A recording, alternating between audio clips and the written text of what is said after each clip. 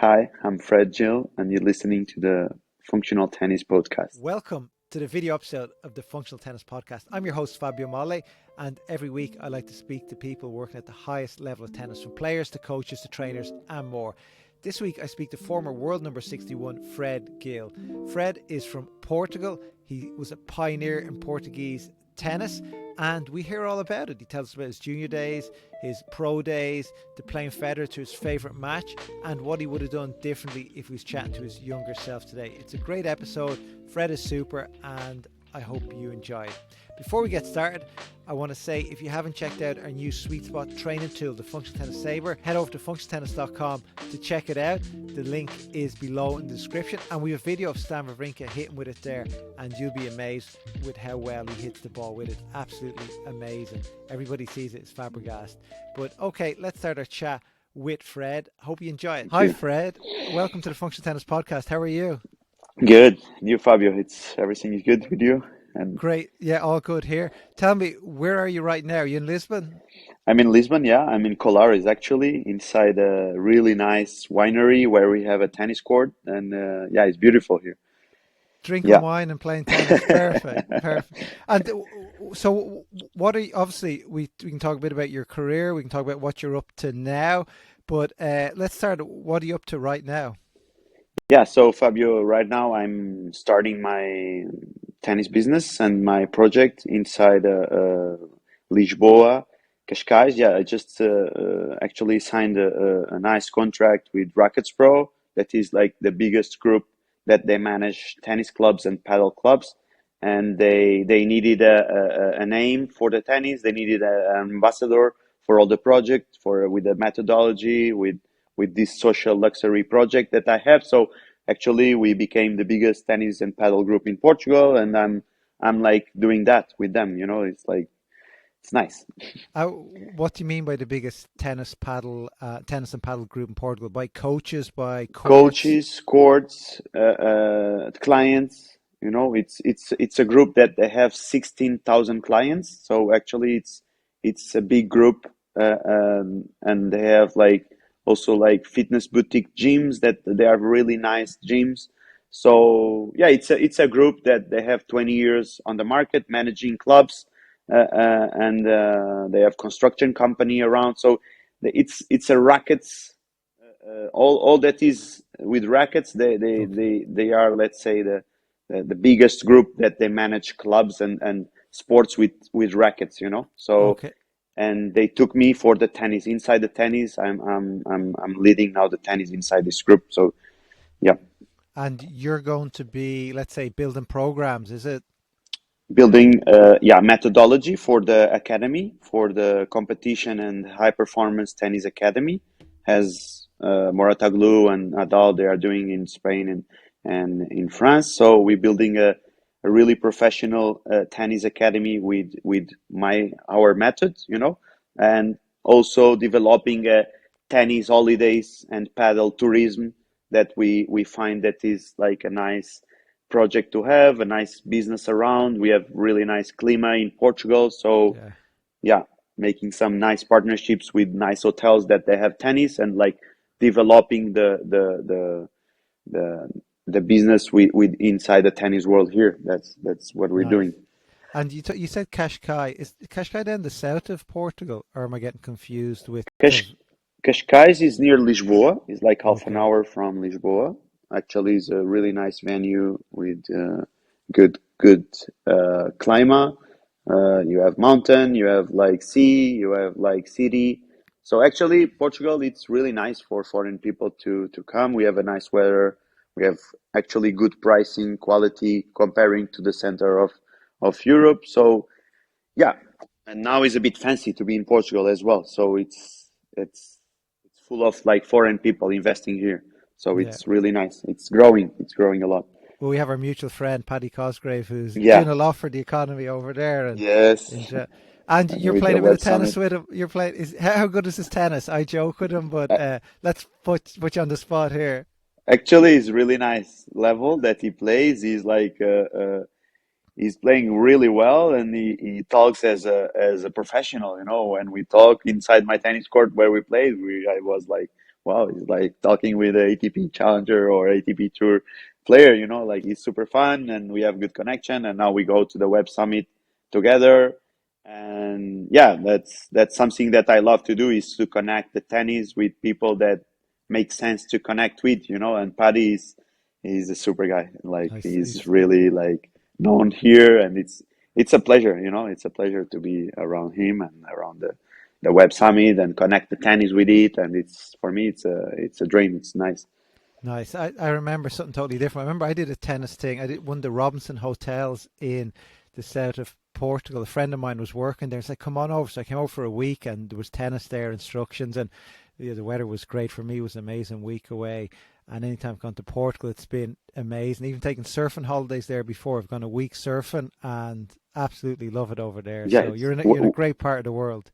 yeah, it's really nice here. Where was the place you were in Portugal? It was a Robinson hotel. I think it's a German group, and it was as You far as I know, remember in the it south, north, or center? no, it was beside a place called Tavera, and Tavira, down yeah, the it's south. Yeah, south. It's Algarve. It's and really, yeah. it's pretty sad. And I think I that's right. Surfing, I went beside there as well. We went surfing with my wife, and it was just a good week where we went surfing every day. And yeah, I'm not that It's good, but it was great. yeah, But it's great. It's great. It's so great here. so tell me, you're still playing a bit of tennis. You are the over 35s international champion. True. What's it feel like to be still competing? And obviously, you still enjoy winning. Yeah, it's also part of, I believe, um, the blood. My blood is a competitive blood. Like my father and my grandfather, my father and my grandfather. Yes, they were athletes. They played professional soccer. So I come from an athlete's family. So I'm complete an athlete. So for me to live completely the competition is something unnatural to me. So I never said like I'm retired, because like for me my career, let's say, is continuing in the young seniors level. So I was super happy to become world champion this year in Lisboa on the over 35. Last year I played the final in Croatia, and I also feel that we should, like, if you really love tennis, it's something that you can't quit. Like it's like, for me, it's against me to quit tennis or to quit competing, because it's so nice to compete. I love competing. I'm just not competing anymore at the ATP level, but I'm competing at other level, and it's so nice to compete at this young senior level. So actually, I want to also transmit a bit to the ex players, or a lot of them, they just not compete anymore, and I think it's not healthy that. So I want to give an example here, saying like, let's compete on these leagues, young seniors, and let's make it like social professional. It's super Yeah. nice. I love it. I love it. You can do business on the side, you can connect, you can network. It's super nice. Yeah, I'm disappointed. The past 5 years, I was meant to play in that event, and for obviously COVID, new baby, I think it Yeah. was something else. There's always been something on when it happened, but I, yeah, and hopefully next year I get to play it again. But if you're in the draw now, I'm not going to bother. I don't think, because there's no hope at all. But what's the actual in level? I know the level is it's quite extreme. From some countries are a bit weaker, like Ireland, let's say, are one of the weaker countries, and then you've the stronger country, you guys, the Americans, Canadians. Yeah. How did you find the level? Who did you play in the the final? the level, actually, I find it still like medium, not like high. There is, from my experience, the last year in Croatia and this year in Lisboa, I saw three, four players with, like, let's say, a good level that they can win the tournament. The rest, I think, is still like far from our experience as a professionals. Yeah, But I feel and I see that, for example, Clement, ex top 10, he was here playing the 45. Mark Gikel, he was 30 in the world, he was here. And then Rui Machado, he was 50 something, he was here. Myself. So actually, we saw like five or six guys ex top 100. That is really nice to see. Um, but like, it's like getting better, the level, like it's getting better. And yeah, it's an amateur league, so it's like it's okay to also to I think it's nice if you're not a professional and have the opportunity to oh play yeah, against ex-professionals. So yeah, I think it's fun. Also, And it's that event's broken up into two events really: the team event and the yeah, singles event. This year, did you play in both events or just one? I was both. I was both. We got third on the teams. We lost against Spain in the semifinals, and then I won the individual. Okay. Yeah, but it's So nice the spirit. I think it's super nice the spirit of the teams. I think it's super nice the business around that is you can connect with a lot of people. So I see it really healthy to keep pushing these events. yeah, no, I agree. Look forward to next year. But throwing it back, you come from Portugal. Isn't really a tennis country, is it? Like, I'm not sure funding wise when you were younger, it wouldn't have been great. So for you to get top 60 in the world, 62, so top Yeah, 60, must have been quite difficult from a support perspective from your government, and obviously from your family would have been tough on them. How did you yeah. navigate through it as a young junior? So actually, I was like, and I still am now. For example, with this big project of the academy. Pioneer, when you are pioneer, Yeah, it's of course it's super nice and is you feel really special, but at the same time sometimes you go against the wave, you go against the cultural mindset or the cultural beliefs that uh, it's I remember, like when I was like starting to have this dream of becoming professional and this belief that I'm capable. When you say this to the people, it's like, he's like special, or he's a bit like, okay, that's, like they make you feel yeah, strange or they make you feel like different. And actually, I am different, but like, and it's not easy when you are surrounded by different mentality to move forward with your vision or with your beliefs. So I'm kind of used. I don't care anymore. But like at that time, of course, I was 60, but I always felt like I could be like top 20 because I was winning a top 10 guys. So I was like, why I'm not like top 20 or why I'm not like top 30? But now I realized also that the support and the mentality sometimes that I was getting on the side was not like as the same as this guy's top 10, top 20, the support from the government, as you said, or from the federation. I had almost zero. Was like my father and my mom that they did a lot of effort to support me. I had no big like companies behind supporting. So it was a really like amateur professional way that we did, and we did super well. But I could make it maybe better if I had a bit of, let's say, international and more experiences from the people that were on my side. Like also physiotherapists. The methodology. So mm, we did a lot. We did a lot with what we had. So, but it was my decision also just to say that I wanted to show to the country or to the people that it's possible to achieve the top. And when I say the top is to play the ATP Tour level at a regular, like, yeah. not one time, no, a regular ATP player. So I did. It was my dream to do that. But like working in Portugal, because everybody says it's impossible to achieve that working in Portugal. You have to go to Spain, or you have to go to France, or you have to go like to other country because nobody did this here. So I was the first one that really, okay, he did it.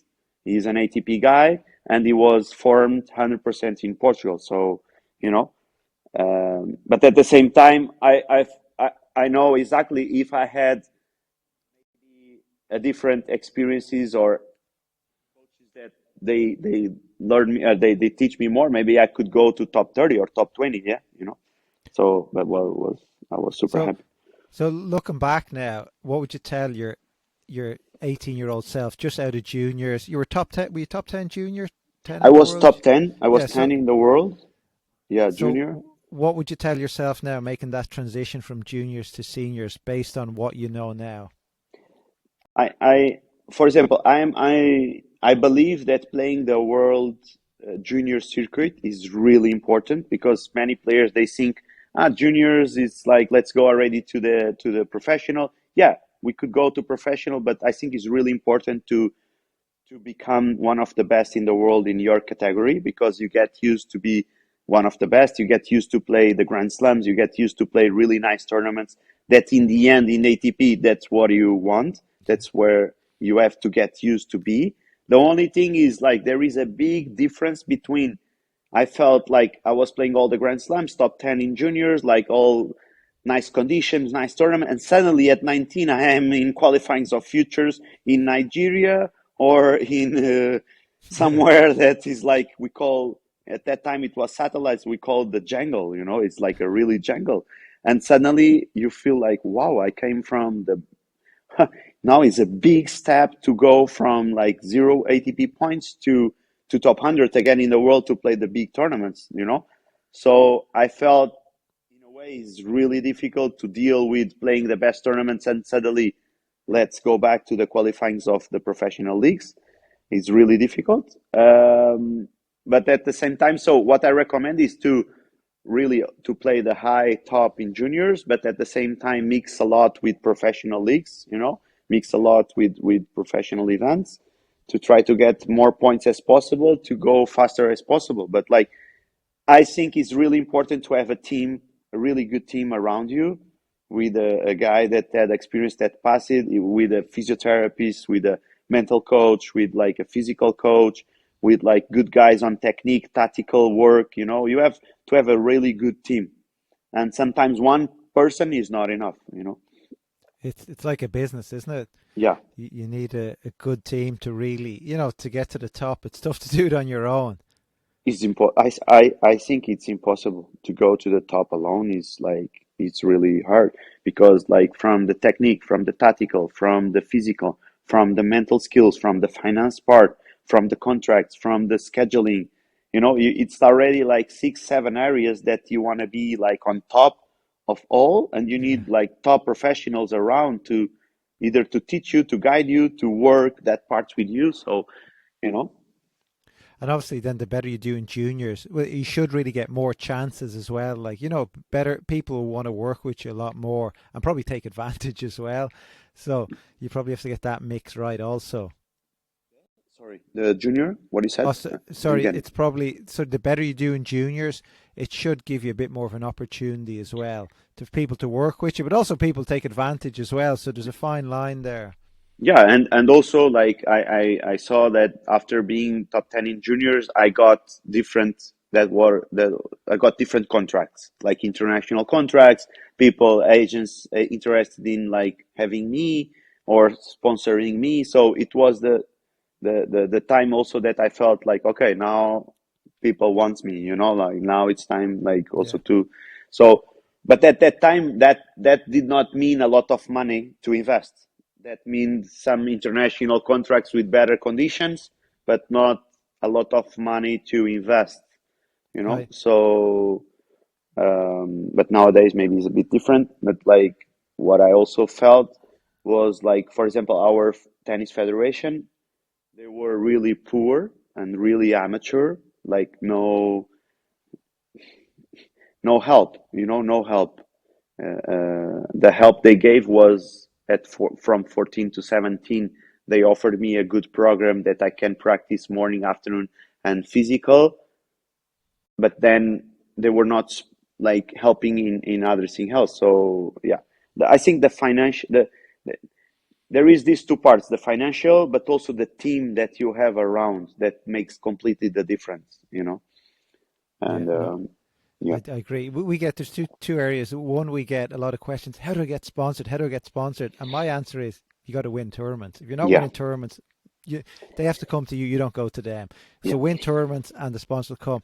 And two is I've heard of some of the contracts these younger players get, and they're not great. Like, you think they're going to get loads of money, and that they don't. It's still, they might get clothes and a little bit of money and a little bit of bonuses, but Yeah. it's definitely, it won't even cover a cost of a coach for a year, like what they get. No, So, no, no, no, no. so it does. So just because getting a sponsor will help a tiny, tiny bit, but there's a lot more of the cake to be filled in still. Yes, yes. And in a way, it's not fair at all, because like, when you most need, you have nothing. And when you less need, that Yeah. when you are on the top, it's where you get all. So it's like, what? It's so unfair. Like suddenly Yeah. you have already everything and you are winning a lot, and it's like why? Yeah, now it feels good, but like I needed this like far back ago. Yeah. So, but that's business. That's where the money is. That's where the TVs are. And in a way, now I'm building my project, and I feel the same. I want to sponsor the guys. I want to help the guys, but like I need the money to invest on them because like we don't work for free. We cannot give everything for free. So it's not easy. It's not easy to find that balance. But like nowadays, I think the big academies, that's what we think is like we need to find a way to get the money and not charge the good athletes for it because they don't have the money to invest. They don't. They just have the will to do it, and we have to provide them the best service somehow to get the money somewhere else. Like it's impossible. That's where we need strong, like business people who've done really well and they love tennis, and that's what we need to extract those guys and help them fund these projects. Yeah, exactly.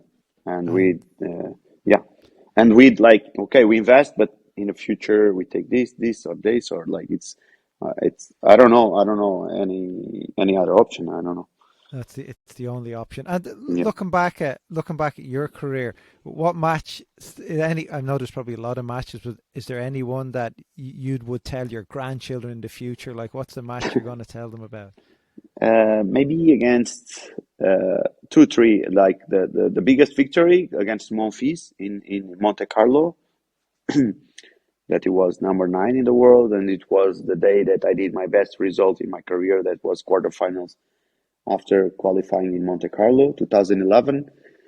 And for me, so special is it was in 2010 to play the final in Estoril Open that Federer lost in semifinals, and I went to the final. So I was like, wow, I would love to play against Federer in the final at home. It was Oh the first yeah. time a Portuguese went to the finals, but he lost to Montañez, Spanish in the semis, and then I lost two to Montañez, but I was like winning 3-0 on the third set, serving for 4-0 after saving match points on the second set. So I was really close to win the first ATP title, and then I lost 7-5 on the third. Was like, wow, was super hard to to accept it, but like it's life. Yeah, it was like That's tough. And like playing at home in Estoril, like was that where you got the most experience from the fans? Like was just amazing there? Or was there anywhere else in the world that you had the same vibe?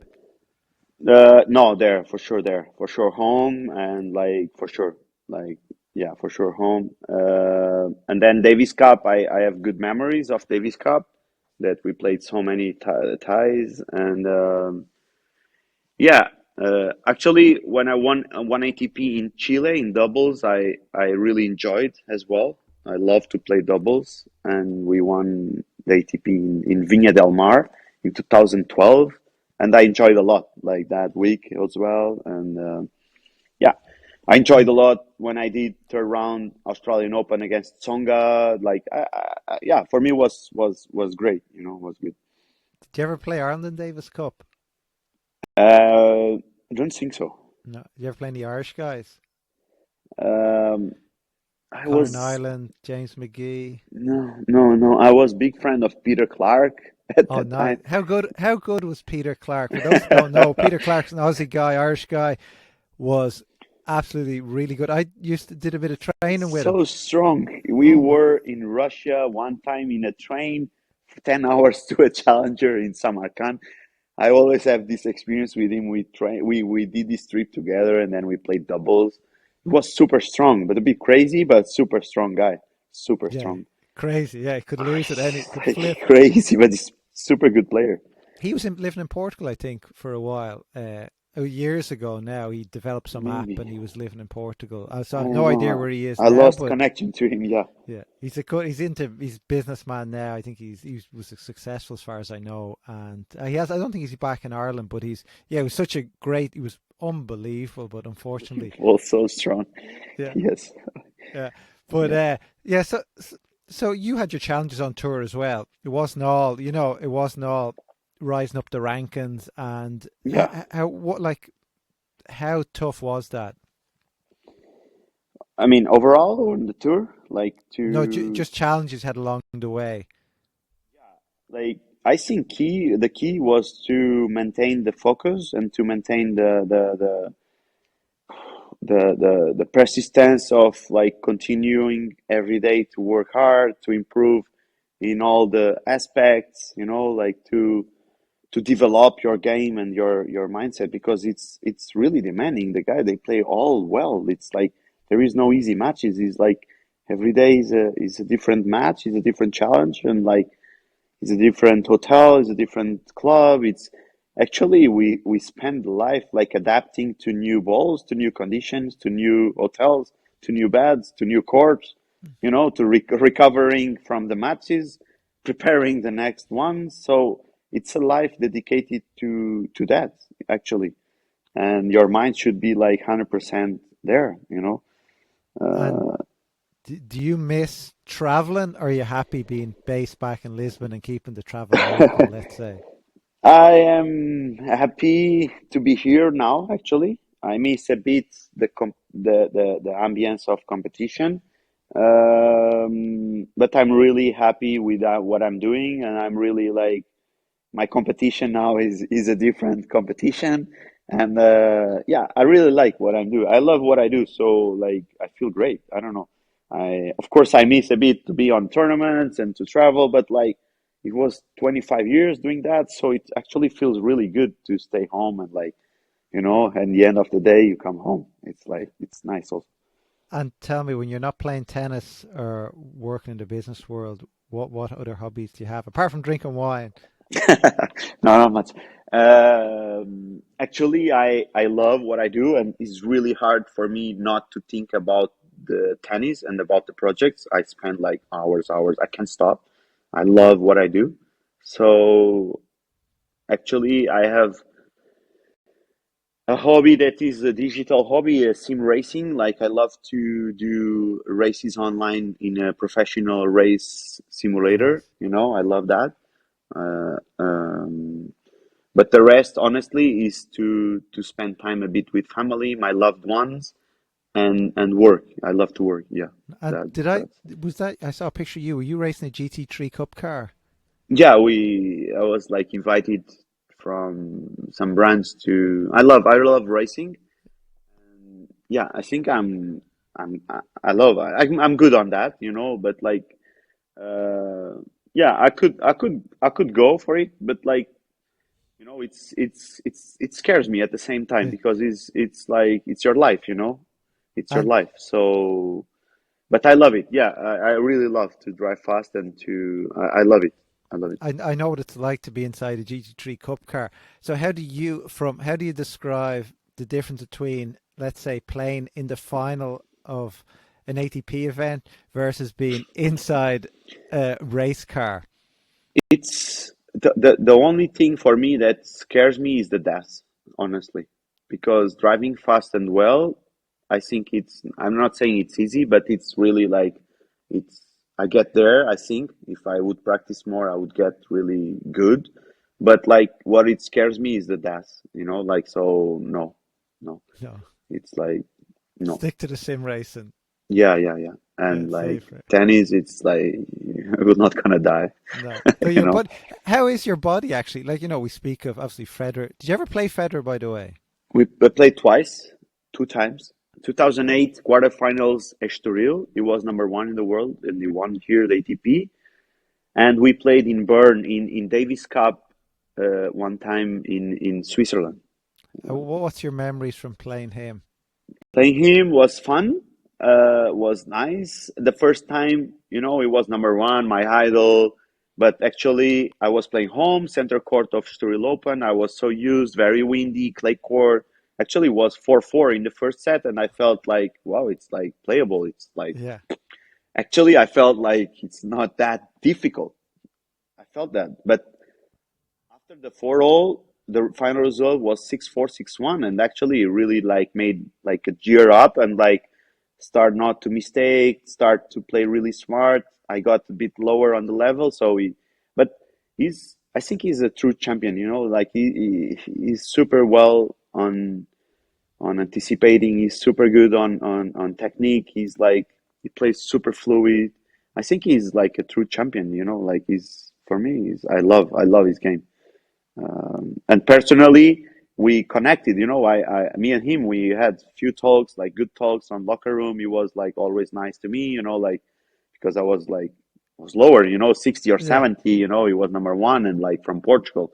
Who is from Portugal? Nobody is from Portugal playing Ronaldo. ATP. Ronaldo, Ronaldo, come yeah, on. yeah, yeah. But at that time, like in tennis. Mm. So and he was super nice always to me, and I really love. It was good. Yeah, and what happened in Switzerland? In Davis Cup. Davis Cup, we played doubles against him and Wawrinka. Was like big stadium, like 12,000 people watching. Was like four sets. Was good match. Me and Leonardo, we were a good team in doubles. Yeah, yeah, it was a great match. Was nice. Was nice match. And who's the biggest forehand you ever played against? Like absolutely cracked the ball. Like you were like, how does Forehand, this guy do it? Yeah. Andreev. I mean, Andreev was like cracking the ball like so strong. For me, the most talented player that I felt against was David Nalbandian. Honestly, like was the guy that I really said like, wow, this guy is other level of tennis. Why Uh, he could just do anything, could he? Anything from any angle, any stroke, like he could change the pace like so well. Like that the day I play him was my first quarterfinals in Estoril 2006, and he was number three in the world. I lost 6-2, 6-1, and then I realized, wow, this guy is really special. And that day I understood why he beat Federer, why he beat the top guys, because he's really good. He plays tennis like in a, I'm not saying a different dimension, but like he's really talented. But he's not that consistent as the other guys. But like Okay. when he plays well, I think he plays better than Federer. Let's say Wow. you understand. When the level is high, is really high, really high. Nice. So yeah. Great. My final question for Fred. Why is it Fred and not Frederico? Because Fred is faster, like I love Fred. Everybody calls me Fred. So and then I changed my name from my name in tennis, from Yeah. Frederico Gil to Fred Gil. Fred Gil is faster, it's like easier. It's like Nice. myself. I'm Fred. You're faster. Yeah, I'm speeding up. Yeah. Okay. Well, look, Fred, thank you very much Thank you, for Fabio. Yeah. jumping on. And yeah, I look forward to seeing you in the 35s or 40s events in a Yes, year or you're two. invited So, to yeah, yeah, Portugal anytime, yeah. okay, Fabio? Thank you very much. And let's collaborate, yeah, with functional tennis. Thank you.